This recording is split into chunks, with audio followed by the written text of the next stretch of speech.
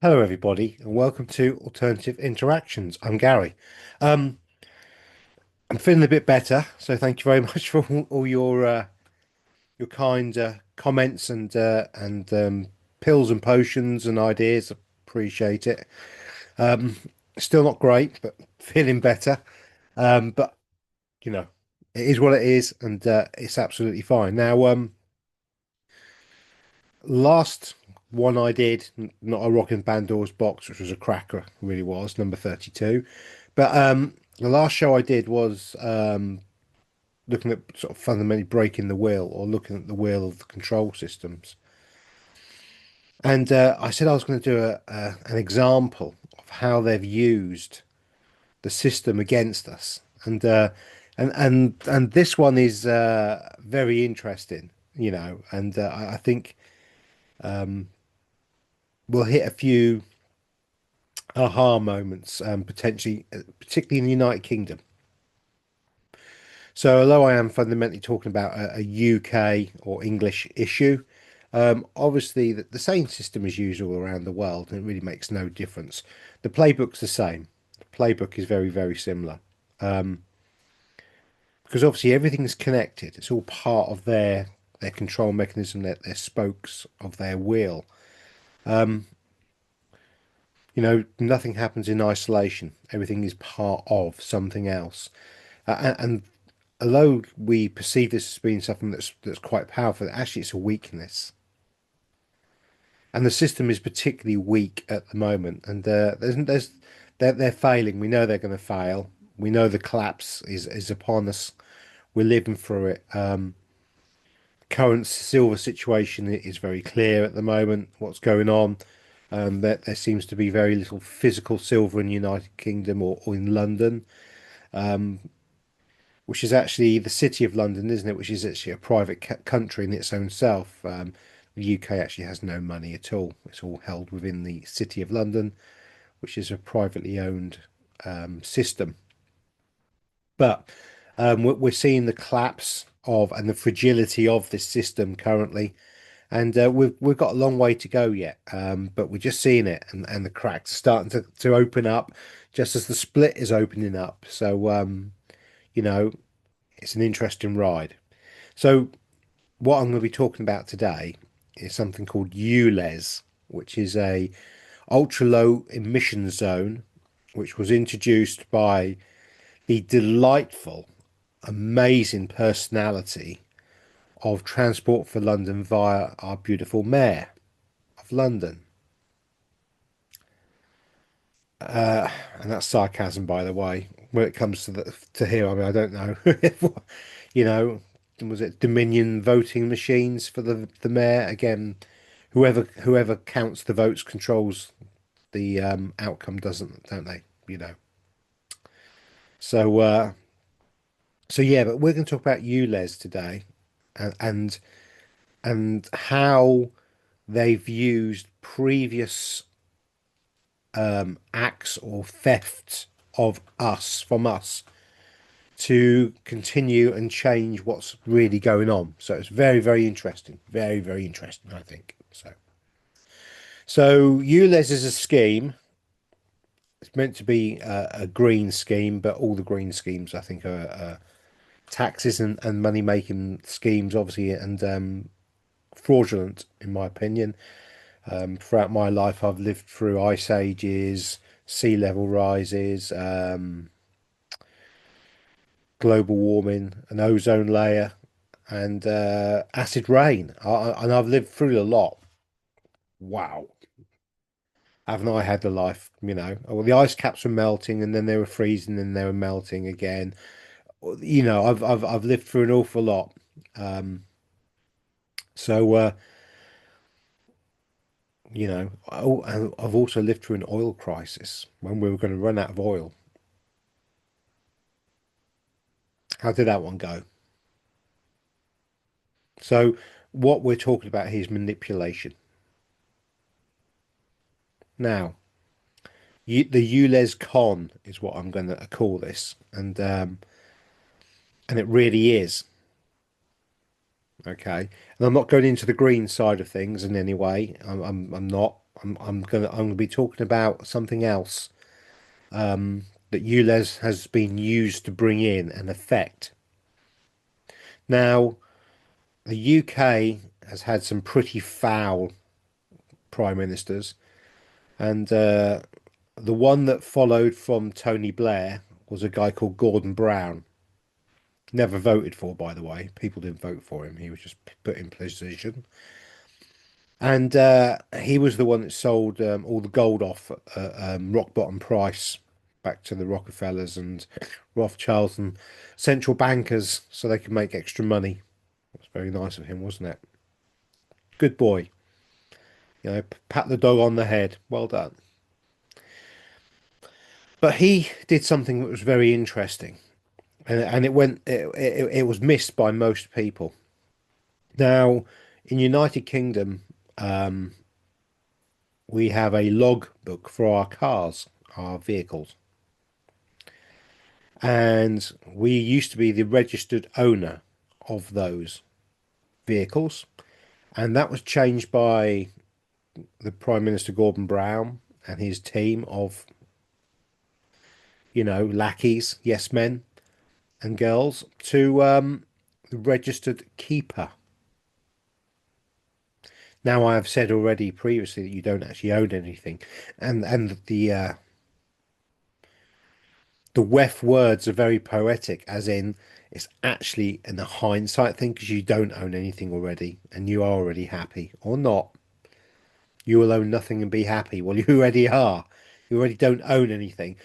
And what Gordon Brown did is he removed cars, vans, etc., from ownership of the public because you're now the registered keeper, not the owner of the vehicle. And he put that onto something called the GDP, which is gross domestic product. And the gross domestic product is the growth of the country and how much money the country has. We always assume it's through growth and business and wonderful things, but actually, it's mostly through theft of us. Because remember, you don't own anything, so your assets belong to the government, and the government can then declare those assets as its gross domestic product, and so then borrow money upon that, kind of like a double whammy, from your Trust Act, from your Cesta V Act, from your birth certificate, all the way through. Anyway, cars were introduced and added to the GDP of the country. So every single vehicle that was privately owned suddenly went onto the books of the government as their property and their ownership thereof. And so the money or the total value of cars worth in the country were then put onto the government's books. Yep. So every single car or vehicle in the entirety of the United Kingdom registered to DVLA, and you kind of have to, otherwise you can't get insurance or anything else like that. There are ways around it, but I've not found anyone to be particularly successful on this one. So we're not going down that rabbit hole today. But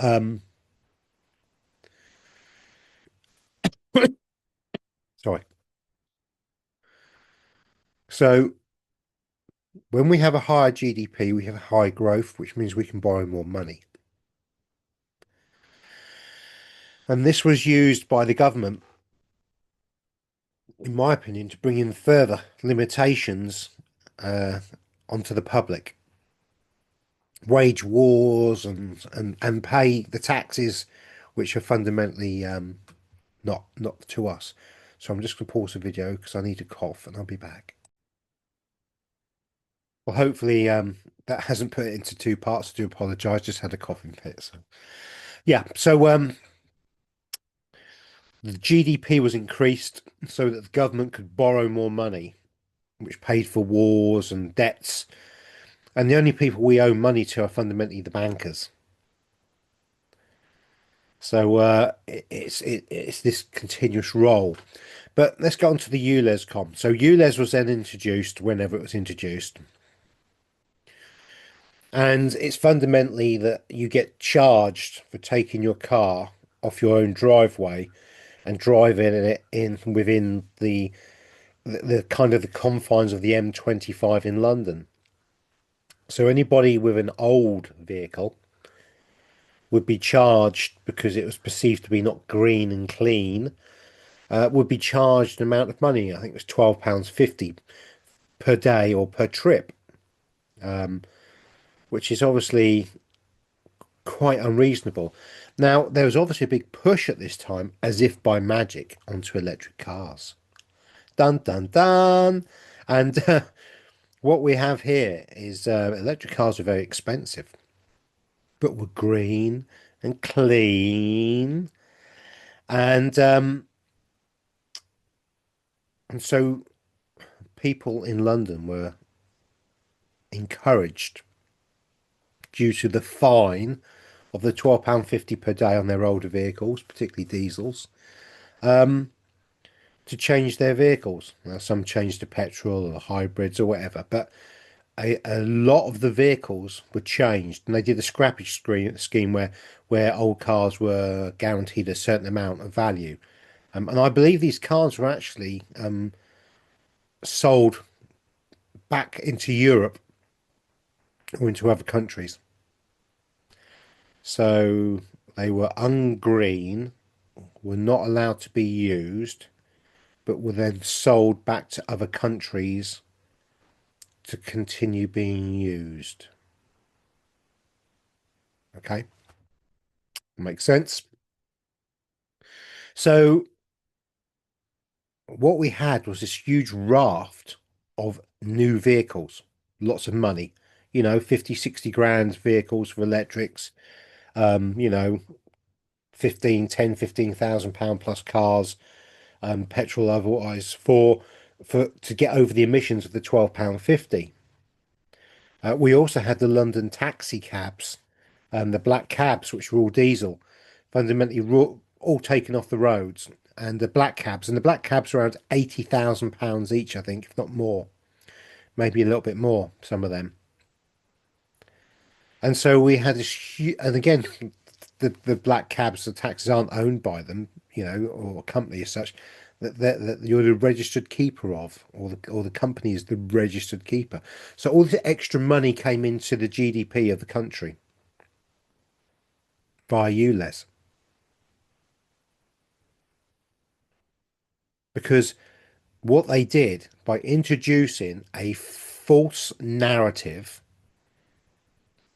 and problem reaction solutions. The problem was the narrative, the false narrative. The reaction was that you were fined if you took your older vehicle out, and the solution was to purchase something new. And what that did is that put a huge boost into the GDP of the country.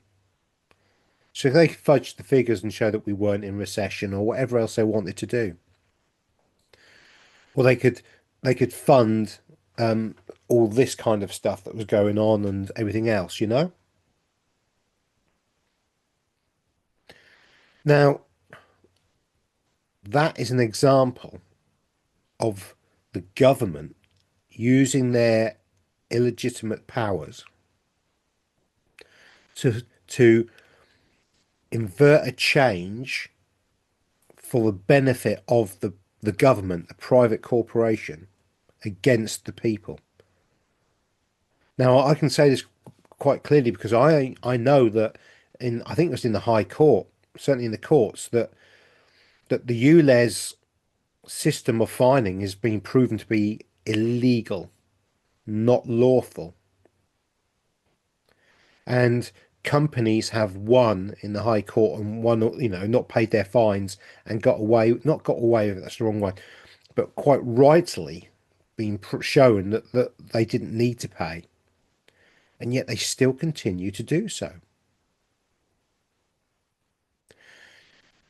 If something has been lost in a courtroom and is found to be illegal, not lawful, not correct,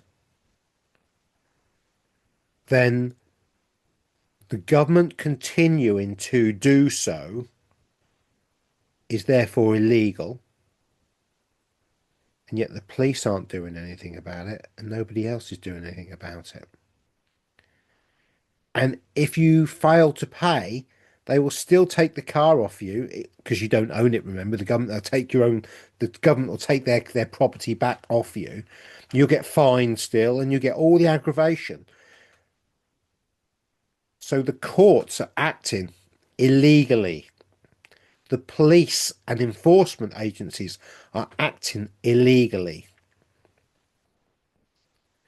I have said many times before about the old slavery system of, you have the master in the grand house, and then you have the layers going down, and the judges and the police are the henchmen of the government, the enforcement agency.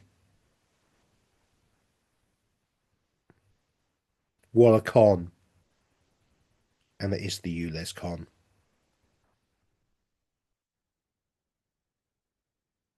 They've got money to send to Ukraine or wherever else they want, or they can house as many non well, call them illegal immigrants as they want with the open borders policies that we have, that all governments have, you know, which then links into the ID stuff. I mean, in the UK, I don't think it's going to go. I just really don't see it happening. There's a lot of changes to come around the world, and those that currently have ID, that the screw hasn't been turned fully yet on that, and I don't think it's going to be. So we have no fear in that one. Really don't. Remember, we're observing a movie kind of playing out. But I find it fascinating to look behind the scenes of the wheels, and how these greased wheels work within themselves. So here we have a system that's been created by them, a fake paradigm, to then produce an issue where it puts people into debt. So where do you think the money comes from? The extra money that people can't afford via loans. Who was the person that gave the loans for these new vehicles? The banks. Who do we pay our taxes to ultimately? The banks. Who does the government work for? The banks. Who do the police work for, and who does the judges? Who do the judges work for? The banks. Do they follow lawful, legal processes? No.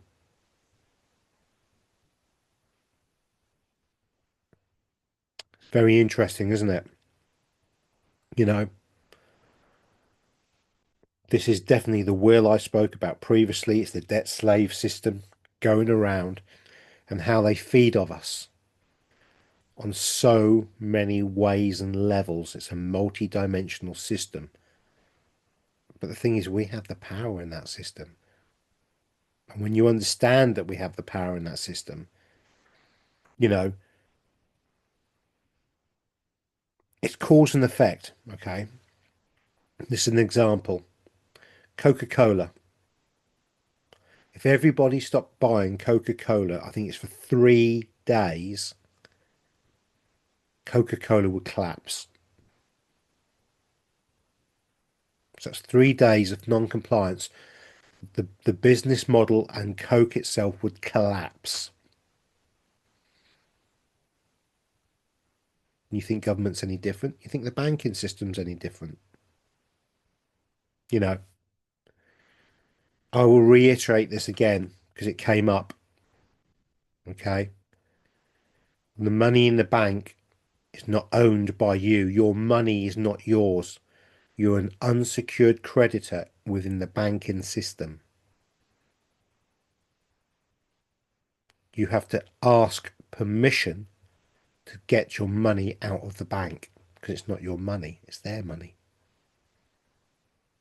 When you work and your wages get paid into the bank, who did you work for? Did you work for yourself, or to pay the debts created by the banks who hold your money and control your money?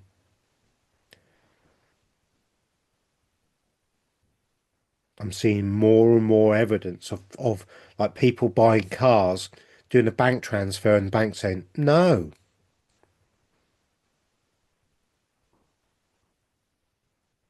and it taking hours on the phone, or them having to go down to the branch if there is one near them to try and sort this rubbish out. You having to borrow, but oh please, sir, please, please, please, please, can I have my money back? It's not your money. It never was your money. Who do you work for?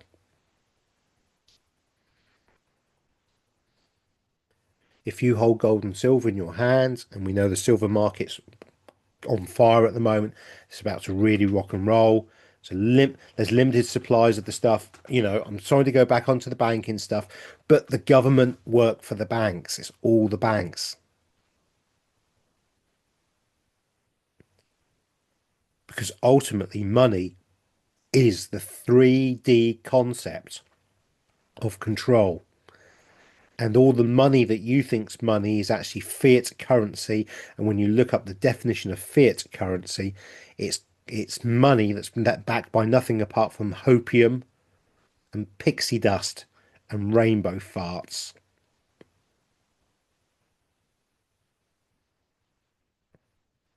Part of the slavery system, fractional reserve banking. Look it up. Do your own research.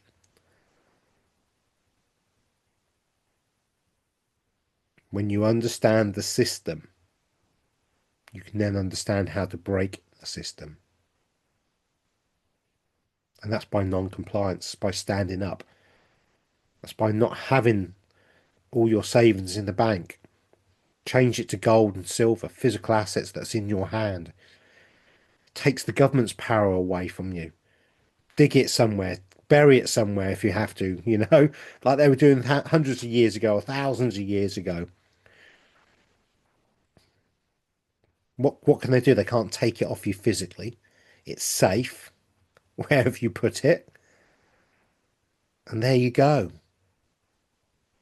You've taken yourself out of the banking slavery system. Because one thing's for certain, the £10 note or the £20 note or the $10 note or $20 bill or whatever your currency is, the euro, 20 euro note is devaluing so quickly. We're about to go into a hyperinflation.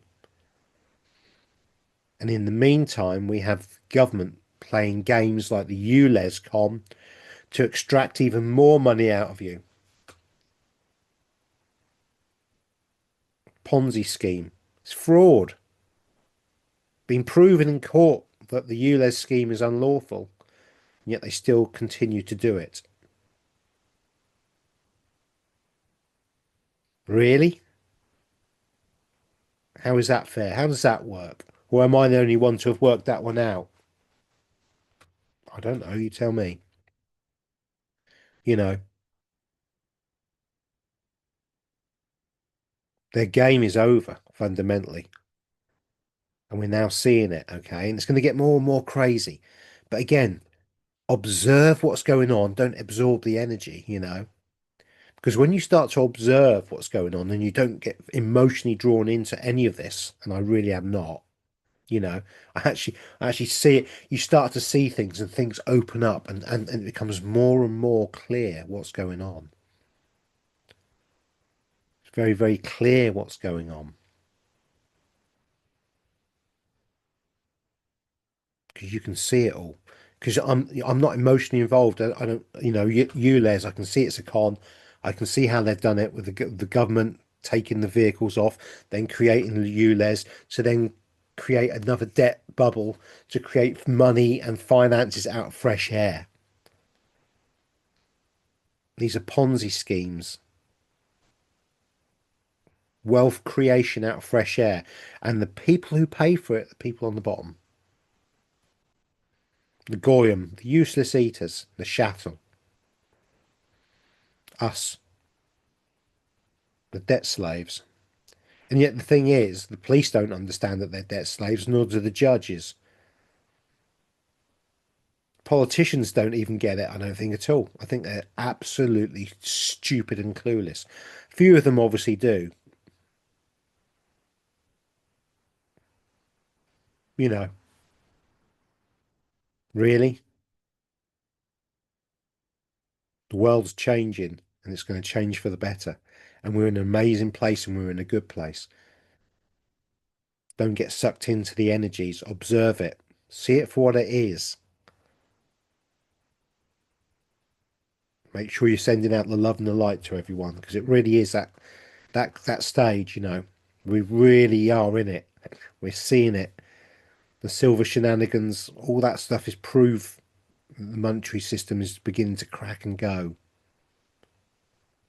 You know, we've got some real big energies coming up later on in October 21st ish around that, and the end of October as well, going into November.